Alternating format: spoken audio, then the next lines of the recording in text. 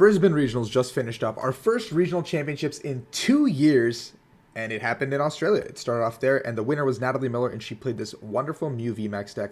I know nobody is surprised about it, but we're going to cover all of the results tomorrow. But today, we're just going to look at Natalie's list and tell you guys what it means, kind of how to evaluate how this MEW VMAX list will impact two regionals moving forward.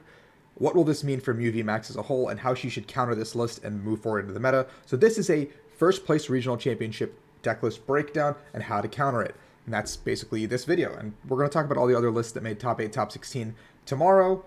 So you guys can be patient on that, or check out limitlesstcg.com or Twitter and find some of these lists yourself. So huge congratulations to Natalie. Natalie, Kaiwin, Christian Hasbani, and Brent Tonneson all played the same 60. Natalie taking this to a first place finish. Kaiwin to a top 4, Brent to a top 16, and Christian missing out nearly on a top 32 finish or a top 16 finish, depending on how you want to chalk it up.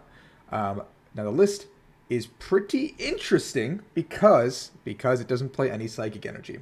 Now that's something a lot of players have toyed around with for a while, and it turns out that it worked really well in this build. Now, this build is pretty standard for the Pokemon line, but the one thing I want to talk about is an Oricorio. The Lesson in Zeal Oricorio is a very cool addition because it helps not only in Mirror when the opponent is also playing Double Turbo Energy, because if you're playing Double Turbo Energy and have the Oricorio, you require your opponent to have all 5 modifiers, meaning they need to have their Choice Belt as well as all 4 Power Tablets to one-shot a Your VMAX, which means it's very, very improbable to do so. They have to go knock out boss as a strategy, and sometimes they can't dodge your Meloetta, so they have to play around that play a little bit better.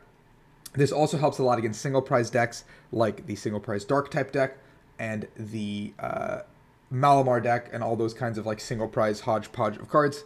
And as we move through the deck, we see the 3 Sparkle, the 3 Boss. That has become basically the staple for a majority of new VMAX lists, and I don't think that'll change in the upcoming future. 4 Tablet, 4 Quick Ball, 4 Ultra Ball, 4 VIP, Cram, and Phone. You see a lot of 4-ofs down the line, and I really, really love that about Natalie's list. It is fantastically consistent, and it will pretty much go the distance under most circumstances. Now, important omission is the Fog Crystal, and with Fog Crystal being gone, that is 4 less search cards, obviously, for the MEW V and the Meloetta, but it does not serve the dual purpose of having to find the Psychic Energy. So what that'll do is basically lump everything you have into one bundle, and the phones kind of supplement your early dig, because early game and mid game you're going to be looking for cards, and the phone will kind of help you find those pieces exactly. Now, the Cram is still a very strong card, and the Cram plus Phone plus VIP or whatever, that'll get you a lot of stuff on that early turn 1, turn 2. It'll almost always guarantee that Alessa Sparkle with a heads-on Cramomatic, and that's kind of just an amazing combination to, early game. There's 2 copies of Switch and 2 copies of Rope. I think you do need these 4 copies of switching cards in every MEW VMAX list. If you don't have those 4 copies of switching cards, it's going to make it very difficult to kind of play around.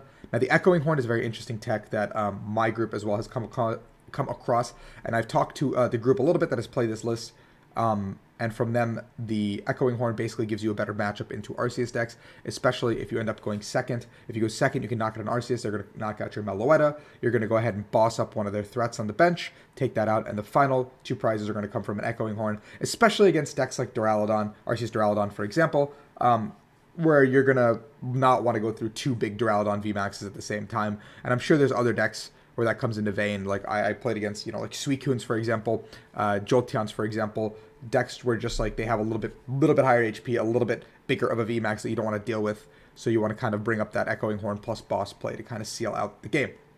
2 copies of Choice Belt. This is the optimal tool of choice, in my opinion. I don't think there's a better tool in this deck. Tool Jammer and Big Charm are both options, but I don't think they actually do anything comparatively to Choice Belt, which is just significantly superior. Now, the one interesting thing about this list that I don't like, and I think that many people can exploit heading into Salt Lake City and Liverpool, is the 2 stadiums. There's only 2 copies of Rose Tower, which, makes the most sense for a stadium. It's the most beneficial for this deck because Training Court does not work due to not having Psychic Energies, and yeah, that's that. So, but only with 2 copies of Rose Tower, you're very prevalent and prone to Path to the Peak. So either turn 1, you need to hit a Cram Heads to get your path, or get an out to path, sorry, if you get pathed, or mid-game when, you get path marnied by something like Arceus Inteleon, which I think is going to be a deck that pops up in the future, considering Arceus Inteleon has gotten a lot of traction. Our former world champion, current world champion, I guess, Henry Brand played it as well to a 5-2-1 finish. And it's another deck that made it to the top 8, piloted by the Sableyes Mitch Nucky. So Path is going to be very powerful, I think, in both Salt Lake City and Liverpool. So while you're heading into those tournaments, be very, very cognizant of this. And you can't really get away with this 2 stadiums anymore. I think it was a very cool metagame call by this group for this one tournament. But I do not think you will be able to get away with this into the future. So keep that in mind as you head into Salt Lake City. You can't just copy this deck and say this is going to work. It might work, and you might have a great time. But I'm saying as a whole, players that are going to look at this and take this information back home with them, the first thing they're going to notice is these 2 Rose Towers. And they're going to realize, if I play 4 Path, there's a pretty good chance I can stick them with something. If I play heavy Fan of Waves now, I can do something to these energies because they're all special energies. Those are the 2 big things I noticed about these lists. Those are the 2 big takeaways I am walking home with. With the Horn, it does discourage a little more of like, oh man, I don't want to play Arceus anymore. Maybe Arceus Duraludon kind of goes to the bottom of the barrel a little bit. But keep in mind, an Arceus Duraludon did beat Kaiwin in top 4 before falling to Natalie in the finals. So the Arceus Duraludon did go 1-1 against this matchup. Who knows how many else they played. But Fan of Waves and Path to the Peak become important stadiums as we move forward into this vein. I don't want to drag this video on any longer, so I'm going to kind of cut it here. If you guys enjoyed the video, obviously like, subscribe, and keep those things in mind for trying to counter this deck in the future. We'll talk about the entire top 8 tomorrow, potentially the top 16 if we can get those lists as well. So thank you guys as always, and this was just a quick impromptu video. I also went to a 1K today and got top 8 myself, so I will do a report on that sometime this week, and we'll do an SLC meta review. So I'll see you guys when we do those.